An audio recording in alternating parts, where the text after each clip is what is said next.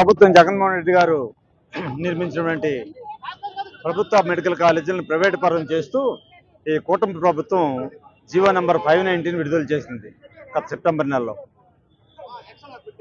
అది ప్రజా వ్యతిరేకం.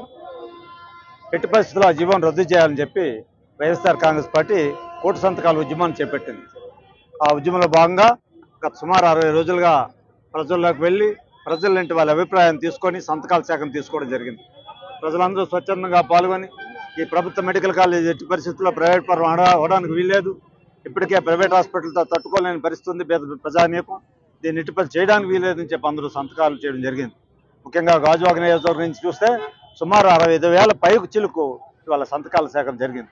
అన్ని వార్డుల నుంచి సుమారు 18 పూర్తి వార్డులు, మిగతా పార్ట్గా ఉన్నటువంటి 2 వార్డులు, సుమారు 20 వార్డుల నుంచి ప్రతి వార్డు అధ్యక్షులు, కార్పొరేటర్లు, అనుమతి సంఘంలో ఉన్నటువంటి వివిధ విభాగాల్లో పనిచేసిన పార్టీ శ్రేణులు, కార్యకర్తలు ప్రతి ఒక్క దగ్గరికి వెళ్ళి ప్రతి చదువుకున్న వాళ్ళందరినీ కూడా ఇంటర్మీడియట్ 18 ఏళ్ళు దాటిన పెద్దవాళ్ళందరూ కూడా చదువుకున్న విద్యార్థులు కానీ అందరి అభిప్రాయాలు తీసుకోవడం జరిగింది.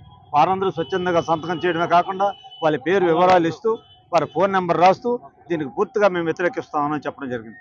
ఇప్పటికైనా ఈ కూటమి ప్రభుత్వం, ముఖ్యంగా ముఖ్యమంత్రి గారు చొరవ తీసుకొని ఇంతమంది ప్రజలు సుమారు రాష్ట్రంలో 1 కోటికి పైగా సంతకాల ద్వారా మరి తెలియపరుస్తున్నారే ఈ ప్రైవేట్ పరం మెడికల్ కాలేజీలు ప్రైవేట్ పరం చేయకూడదు అనే అభిప్రాయాన్ని పూర్తిగా వ్యక్తపరుస్తున్నారు. కాబట్టి ఈ జీవోను రద్దు చేసుకొని మెడికల్ కాలేజీలన్నీ కూడా ప్రభుత్వ పరంగా నిర్వహించేటట్టుగా చేయాలి.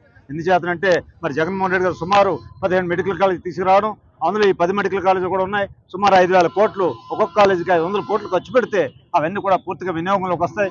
పేదవారికి వైద్యం అందుబాటులో ఉంటుంది. మరి పేద విద్యార్థులు సూపర్ స్పెషాలిటీ చదువులు, పీజీలు చదువుకోవడానికి అవకాశం ఉంటుంది. ఇటువంటి అవకాశాన్ని మరి దుర్వినియోగపరచకుండా చేయాలి. ఈరోజు చూస్తూ ఉన్నాం మనం, ఇవాళ ఇండిగో విమానం కోసం చూస్తుంటే విమానాశ్రయాలన్నీ కూడా ప్రైవేట్ పరంలో ఉన్న వాళ్ళకు గుత్తాధిపత్యం అయిపోయింది. అదే ఎయిర్ ఇండియా వచ్చేది పూర్వం గవర్నమెంట్ నుంచి ఉండేది. ఎయిర్ ఇండియా ఉన్నప్పుడు మిగతా ప్రైవేట్ ఎయిర్ విమానాలు అలాగా గుత్తాధిపతి చేయలేకపోయినాయి. వాళ్ళ రాష్ట్రంలో జగన్మోహన్ రెడ్డి గారు తెచ్చి కూడా ప్రతి దాన్ని కూడా ప్రైవేట్ పరం కాకుండా ప్రభుత్వ పరంగా ఉండాలి. ఇవాళ స్టీల్ ప్లాంట్ ప్రభుత్వ పరంలో ఉండాలి. అలాగే మరి మెడికల్ కాలేజీలు ప్రభుత్వ పరంగా ఉండాలని కృషి చేశాడు ఆయన. ఇవాళ ప్రభుత్వ పరం ఉంటేనే తప్ప మరి ప్రైవేట్ వారికి గుత్తాధిపత్యం పెరిగే పరిస్థితి లేదు. ఇవాళ రాష్ట్రంలో కూడా మెడికల్ కాలేజీ ప్రైవేట్ పరం చేస్తే ఇవాళ విమానాశ్రయాలు అలాగే ప్రైవేట్ పరం అయిపోయి గుత్తాధిపత్యం చెలాయిస్తున్నాయో రాష్ట్రంలో ఎన్ని పరిస్థితులు వస్తున్నాయి. ఇవాళ కూటమి ప్రభుత్వం మోడీ గారు కానీ, చంద్రబాబు నాయుడు గారు కానీ, మరి పవన్ కళ్యాణ్ గారు చేసిన ప్రక్రియ ఎన్నికల ముందు చెప్పిన మాటలకు ఇప్పటికీ చాలా భిన్నంగా ఉన్నాయి.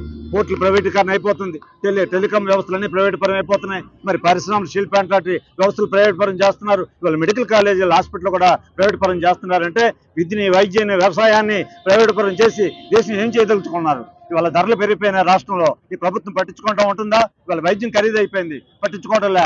అందువల్ల ఈ ఉద్యమం ఆగదు. ఎట్టి పరిస్థితుల్లో కూడా ఈ మెడికల్ కాలేజీలు ప్రైవేట్ పరం చేసినవన్నీ కూడా ప్రభుత్వ పరం చేయాలి. ఇవాళ ప్రైవేట్ పరం చేసి పీపీపీ మోడల్ ఇస్తున్నటువంటి ఆ జీవోను రద్దు చేయాలని డిమాండ్ చేస్తూ ఈ ప్రజా ఉద్యమాన్ని మీరు అంగీకరించి గౌరవంగా ఇంత 1 కోటికి పైన సంతకాలు పెట్టిన అందరినీ గౌరవిస్తూ ఈ జీవోను రద్దు చేయాలని చెప్పి డిమాండ్ చేస్తున్నాం.